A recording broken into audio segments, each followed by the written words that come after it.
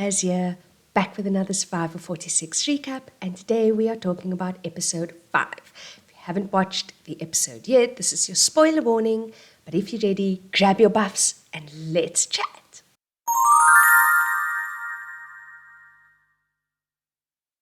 A little recap of what's happened to date.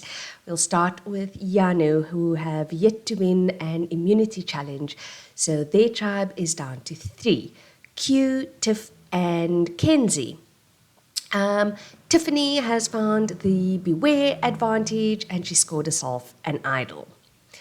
Over at Seeger, Jem found the Beware advantage and her locked box, but because they haven't lost an immunity challenge yet, she doesn't have the clue to the key.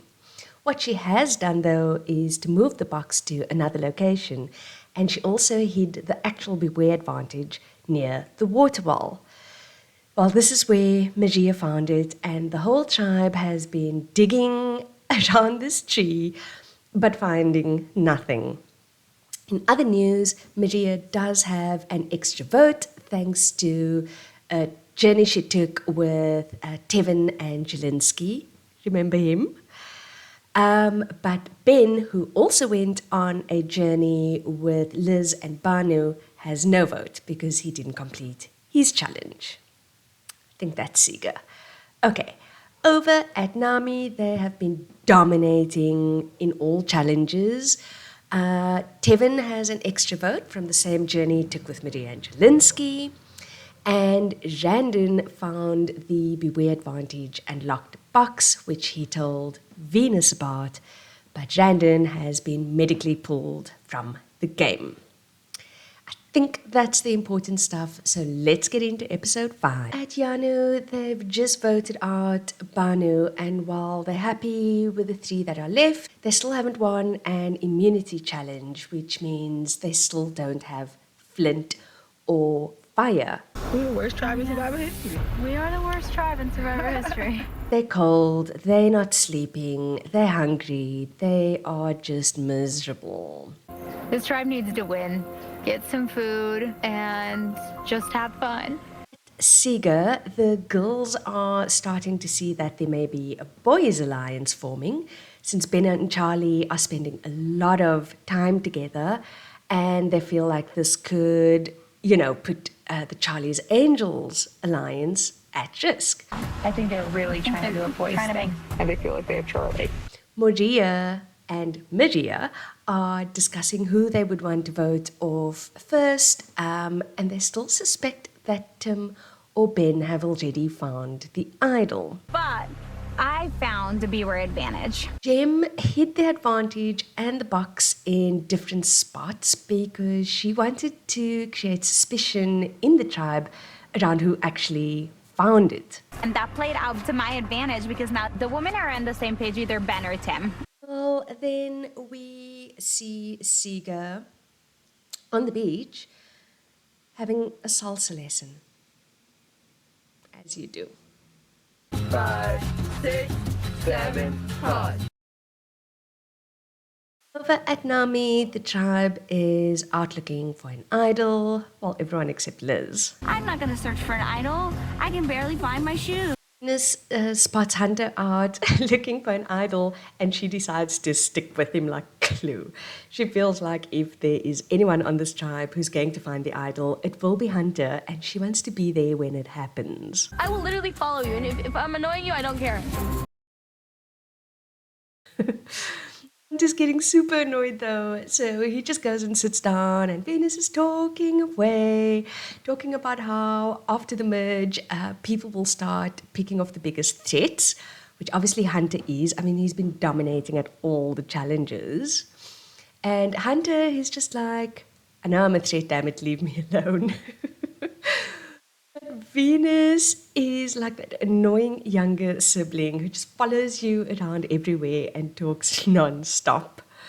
She does eventually leave him, and surprise, surprise, Hunter finds the Beware advantage. He digs down, he finds the locked box, and of course the clue to the key will be waiting for him after they lose immunity. And then Hunter was a little mean. Looking at the performance of the other tribes, it doesn't look like it's gonna happen very soon. There's a clause, though, that says that if you don't lose, await further instructions. So it looks like if they continue winning, he will get a clue at some point. He then pulls a gem and takes the lockbox and hides it somewhere else. Over at Yanu, What will Yanu lose today? Our mind. Z is really trying her best to stay positive, but Q seems to be at his rope's end. He is sort of saying to Kenzie, you know what, if we lose again, just vote me out. But Q ain't no quitter.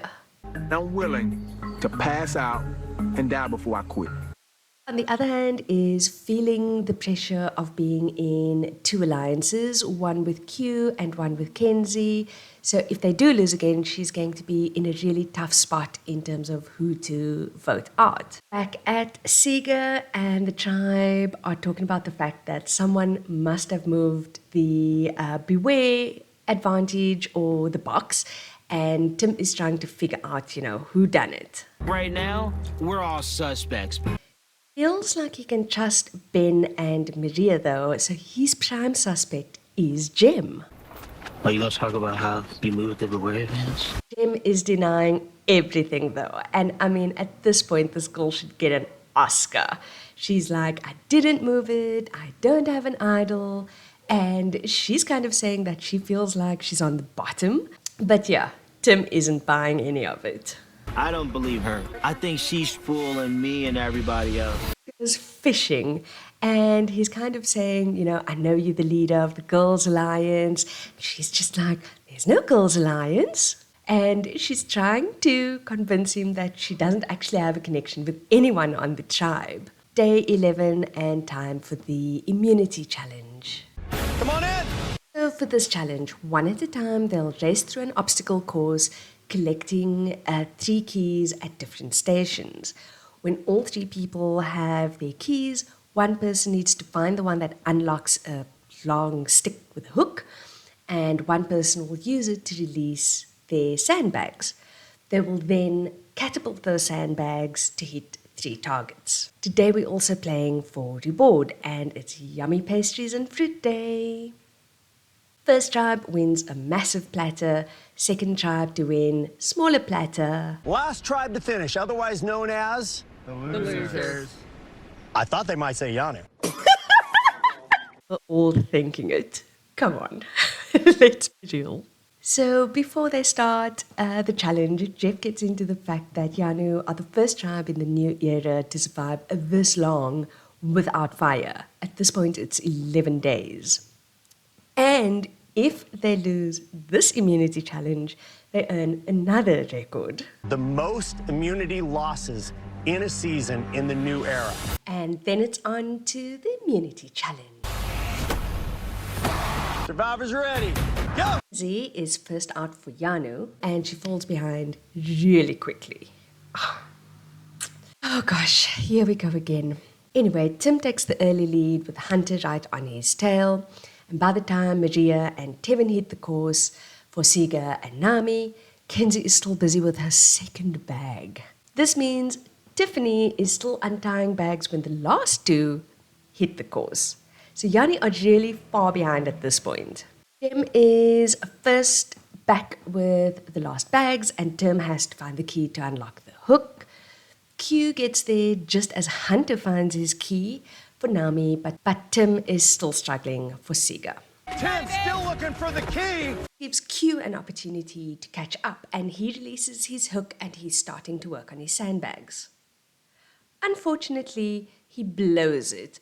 Hunter drops first, and Tim whips through this and releases his sandbags, while Q seems to be taking a really long time to get this done.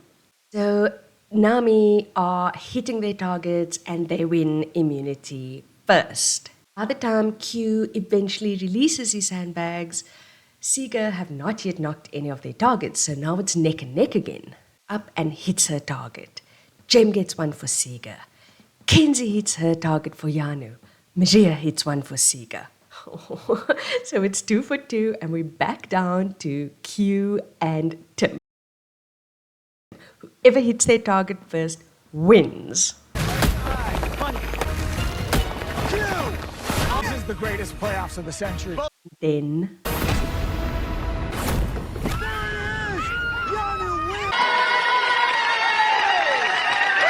Yanu is overjoyed. They don't have to go to tribal. They finally have flint. They'll be able to make a fire. What a moment. Wow, I'm not cold tonight. It's the feeling we haven't felt yet. Oh, and they get that small platter of pastries and fruit. I almost forgot. So Seeger will have to go to tribal for the first time and they lose their flint. But before they all head off, there's another journey. Because Nami won, they get to pick who goes on this journey and they send Hunter, Tim, and Q. Arguably the strongest guys on each tribe. Interesting. So they get to the little island, and before they even start reading the task, Q is telling them how tough it's been for Yana the past 11 days. They're all thinking that there'll probably just be one more vote before the tribes merge. So these three decide that they need to stick together and each pick one other player that they trust to form an alliance of 6. So if we can do that, we can make it to 6 and make the best man win. Tim picks Maria, Hunter picks Tevin, and Q picks Tiff. And it would be really interesting to see later down the line if their plan works and these 6 can make it all the way to final 6, right? Let's keep our eye on that. But this is Survivor. There are so many twists and turns, so who knows? Anyway, we now have a pro alliance. As for the actual challenge, the 3 of them need to pick one person to actually have the opportunity to win an advantage. And it's a test of survivor knowledge. Tim, because they lost the immunity challenge, doesn't want to lose his vote, so he steps out, and Q also says, it's fine. They all agree that Hunter will step up for this challenge. So Hunter has to basically arrange 20 tiles of survivor logos in chronological order. If he gets it, he wins the advantage. If not, he loses his vote at the next tribal. And he's giving it a good go. And, he's trying to think of the order based on the players that were in that specific season. But in the end, 8 out of 20, not great. so if Nami goes to tribal, or whenever next he goes to tribal, he doesn't have a vote. Back at Yanu, the sun is shining, the tribe is eating, life is good. I never tasted anything better than that. They get started on trying to get a fire going, and for the first time since day 1, they actually relax. We did it. Over at Seeger, there's no more salsa dancing because now they have to contemplate who to vote off at tribal council. At this point, the tribe knows that Maria has an extra vote, but Ben also went on a journey and he didn't let them know that he didn't complete the challenge, right? So they don't know whether he has a vote or not. So went on a journey and they're not sure, of course, does he have a vote? Or does he have an advantage? Journeys are terrifying. Also knows that the beware advantage was found. They all suspect that someone else, before Magia, actually found it and moved the box, but they don't know who it is. They all have their suspicions, but nobody's actually sure. Our little devious Gem is sitting at camp and she's sort of playing, I'm at the bottom, I really need to go and look for an idol, and I'd like to do it alone. If you remember in the past, the whole tribe would go off and look for these things all together. And she's kind of saying, you know what, at this point we're going to tribal, I need to go by myself. But because she's the one who found the beware advantage, she knows that because they lost at immunity, she can now find the clue that will help her find the key to the locked box. So off she goes and she finds the clue. It's this really complex challenge of needing to get the machete from camp, and she has to use that to measure out various things around camp. The one thing is, I think, the perimeter of their boat. The one is the width of their tribe logo.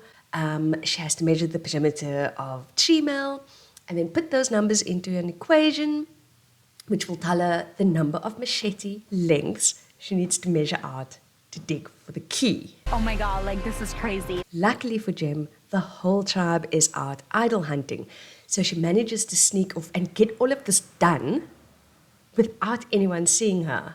She gets her key, runs over to where she hid the lockbox, and now Jem has the idol. Dun, dun, dun, dun, dun. The Charlie's Angels Alliance, which is the girls plus Charlie, are sort of checking in to talk about who they should vote for. Tim isn't back from the journey yet, so they definitely think that he's going to come back with some kind of advantage. And Maria and Mariah also think that he has the idol. So the three ladies feel they should put 3 votes on Ben and 2 on Tim, and that way they flush the idol. And then Ben goes home. But Charlie and Ben have become really close. I want to keep him around because ultimately Ben is an asset. And, they're really vibing, so Charlie isn't really happy about the fact that Ben's name could be put out there. He's back and tells the tribe exactly what happened on the journey, minus the Bro Alliance. But Jem doesn't believe a word of it. She knows he doesn't have the idol, obviously, but she thinks he may have an advantage. So she is determined to find out from Ben and Tim what their plans are for tribal. So she takes Ben for a walk and she's kind of like, I know you and Tim are really close. I want in on that alliance. Trying to convince Ben that she wants to vote with them. Whoever you guys think, please tell me. She's coming on really strong. She's carrying a machete and everything, very threatening. Telling him, she definitely wants to vote with him. There's no way she'll flip. I'm looking you straight in the eyeballs and I'm not blinking and I wouldn't flip. And she even has me intimidated. The 3 boys go off though and they're talking about how Jem is just coming at them and, in their minds, they definitely need to vote for her at tribal. So now it's kind of awkward, right? The boys want to vote for Jem, the girls want to vote for Tim and Ben. So Charlie and Maria, the little secret alliance, have a big decision to make. Do they go with the girls or do they go with the boys? 11, Tribal Council. It's the first time they're chatting to Jeff, and Jeff is asking about camp life as he normally does, and the fact that they're quite a tight team. We've been calling ourselves the Vibe Tribe since day one. Maria talks about how much more it's going to hurt to vote someone off sort of at day 11 than it would be at day 3, because obviously you've gotten to know your tribe mates and troll with them a lot more. I think this is the time where we rip off the Band-Aid. They're telling Jeff about how awesome camp life is and how they do everything together. They get water together, they go idol hunting together, they go to bed together, they wake up together, they do everything. Yeah. What all of that equals to me is massive blindside tonight. Talks about all the unanswered questions they have as well. Does someone have an idol? Who has an advantage in the game? Does everybody have a vote? Who's going to play their shot in the dark? They do tell Jeff about the fact that Maria found the beware advantage, but they dug up around that tree and found nothing. I think that it must have been found by someone else before me. Jeff then asks Jem directly, does she have any issues about who to vote out? And Jem is still trying to pretend that she has no idea who she's going to vote for. I'm still trying to think who I might want to put on the parchment. But Tim calls out the BS. We might just all be playing a very, very good game right now. Gia backs that up as well, and she outright says they're all lying. They all deep down know who they're going to be voting for. All right, it is time to vote. Again, we don't see who votes for whom, so when Jeff goes to tally, everyone looks totally stressed out. If anybody has an advantage or an idol and you want to play it, now would be the time to do so. Jem does not play her idol. This girl is feeling super confident. She starts to read out the votes. Ben, Jem, Ben, Jem, and Fifth person voted out of Survivor 46. Jem. Oh, Jem does not say a word. She looks at nobody. She doesn't hug anyone as she walks up to Jeff with her torch. Jem, the tribe has spoken. It was just so hilarious to see someone go home with an idol in their pocket, and after all the trouble she went to get it, just to be overconfident and get voted out in the end. View to the next episode. It looks like the merge is happening, and it looks like it's going to be wild. Baby, it's about to get messy. And I cannot wait. What did you think of episode 5? Did you think that Charlie and Maria would vote for the girls or with the boys? Were you surprised? Yanu have the fewest numbers. Do you think they'll be able to survive, or will they be picked off one by one? I'd love to hear all your thoughts, so please leave me a comment below. And as always, if you enjoyed this recap, please like the video. Also, please hit the subscribe button and help me get to my next milestone. Anyway, thanks so much for spending time chatting with me, and I'll see you for a recap of episode 6. Bye!